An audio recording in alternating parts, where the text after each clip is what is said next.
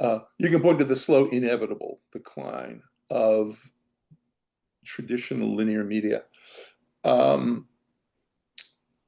But I think probably all of that, where the biggest sea change is, and I don't think the industry's caught up with this yet, is that advertising, for years, we've thought of it as broadcasting, mass media.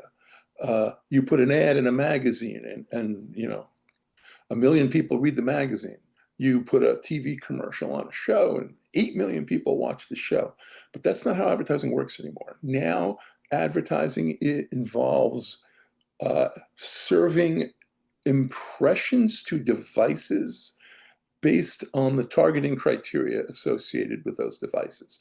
And the targeting criteria might be age, gender, but it also might be race, ethnicity, or it might be, you know, diabetic sufferer, or you know, dog owner, you know, whatever. This, you know, advanced targets. So here's the thing: we've moved from mass media. It's almost like that we've moved out of the industrial age in advertising. We've moved from mass media to the information age, to digital, to serving impressions one at a time. But the practices around the industry haven't changed.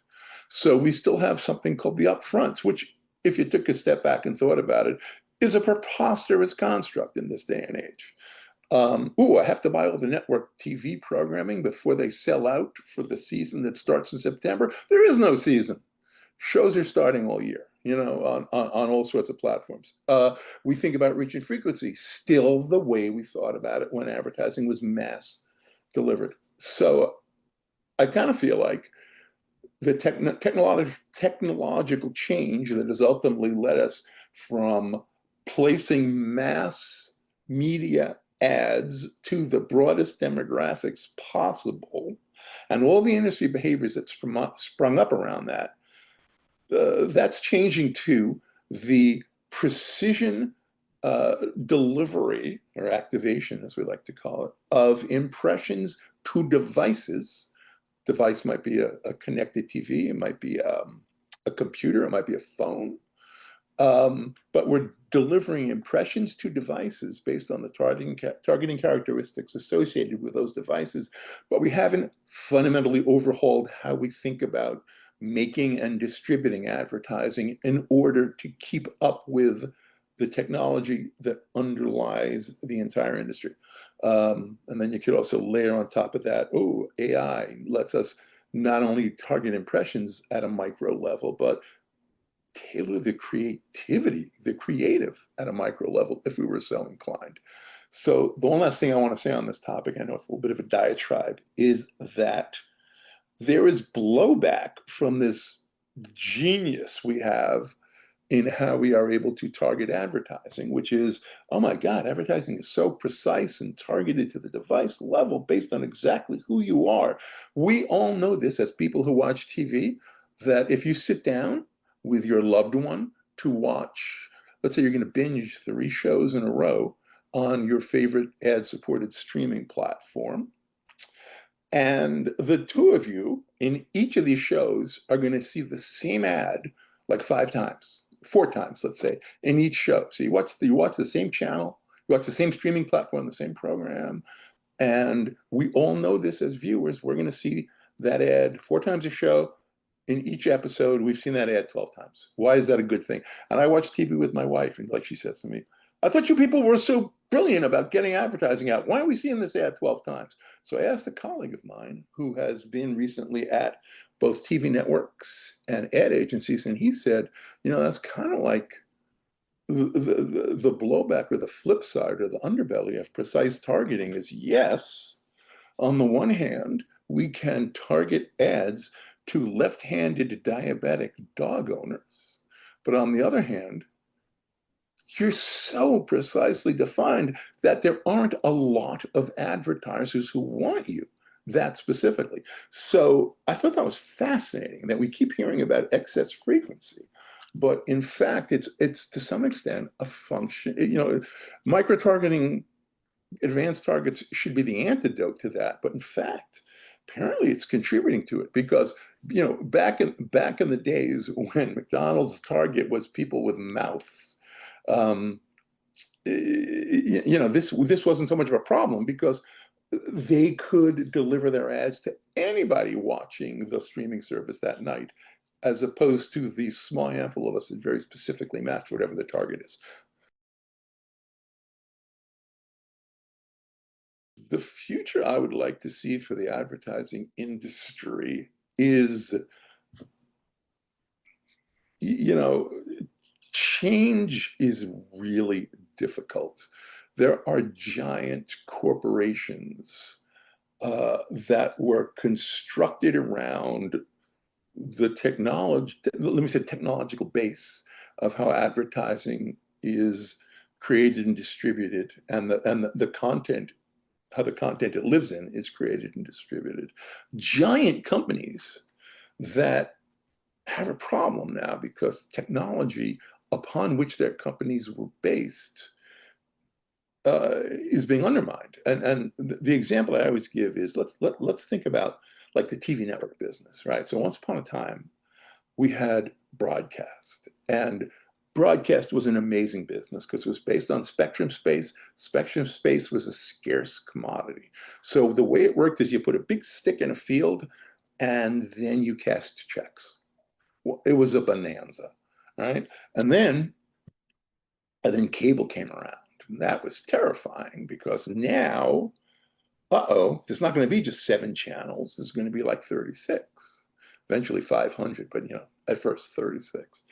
And that can't be good, except it turns out that between must carry and retransmission fees, now the broadcasters got paid for the privilege of distribution.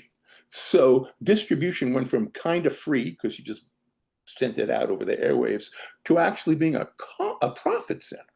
They cashed checks before they even sold an ad.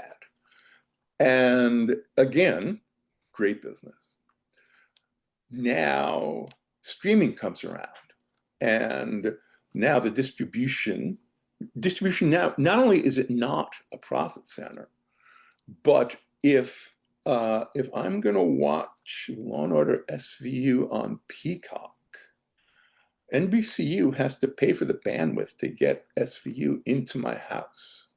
So bandwidth is not a scarce commodity, but it's one you got to pay for. So the very act of getting a TV show into my household costs way more than it did for a programmer, 20 years ago.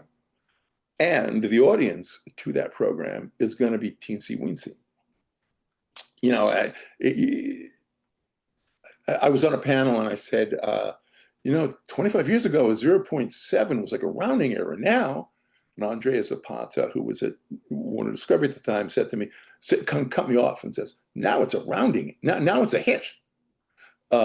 So the economics of traditional media, linear TV, are radically changed. Now, here's a question that I've heard raised. How does a company like Paramount or NBCU compete with a company like Apple or Amazon?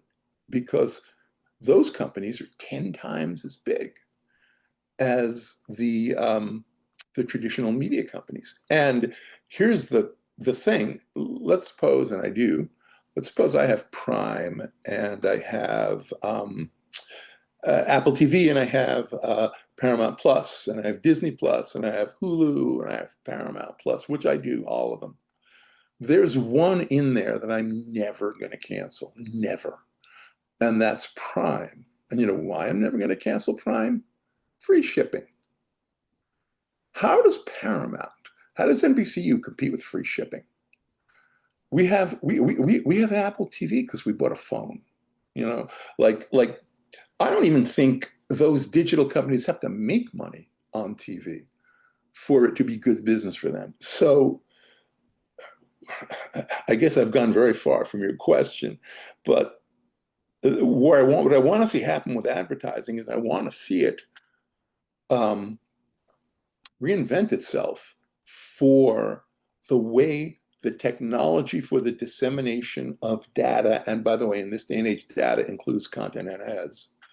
Um, Anything that can be zeros and ones is data. I want to see advertising reconfigure itself around the technological environment that we're in today. Um, it has to start from the ground up, thinking we're dealing with an impression at a time to a device at a time. Um, and you kind of go from there, I think.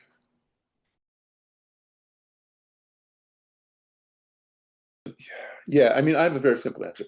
Everything has to be broken apart and put back together again. Because very, very large companies like agency holding companies and like media conglomerates and because of my own particular area of expertise, measurement companies, have been assembled with a certain pool of assets in a certain fashion, and no American business, I should say, is really in terms of culture designed to obsolete itself. It's really like you're designed to grow X% a year because that's what the shareholders want. And you can go to the shareholders and say, our plan this year is to smash this company to bits, and then take the bits and put them together with different bits and make different companies. So the inertia of the size of the companies that dominate the different sectors of this space is problematic. I think we have to figure, and obviously the answer is, the two kids in a garage who come up with the next big thing. I've heard, I've heard Joe Mendici, for example, ask the question, when is the first one-person billion-dollar ad agency going to exist? And at first, that kind of terrified me because, the notion was that AI was going to replace people. Uh, but really, maybe that's the kind of innovation that we need, right? We need either all of these giant companies to figure out how they can move forward by breaking the pieces apart, figuring out which ones to keep, which ones to put together with other pieces. Uh, let me also say, opening a parenthesis here, that it's interesting to me, that NBCU spun off their cable networks. That was smart. I think Warner Discovery is doing the same thing. I don't know who's buying all these cable networks, but that's I guess what I think needs to happen. That companies have to make these hard choices about what is the asset pool that they want to amass moving forward. What can and should they, get rid of, and who are their new partners? And I think that that's really what has to happen. It's almost like musical chairs, we have to sort of like figure out who the only problem is the music is never stopping, but we have to figure out who the new partners are going to be, how the pieces get put together.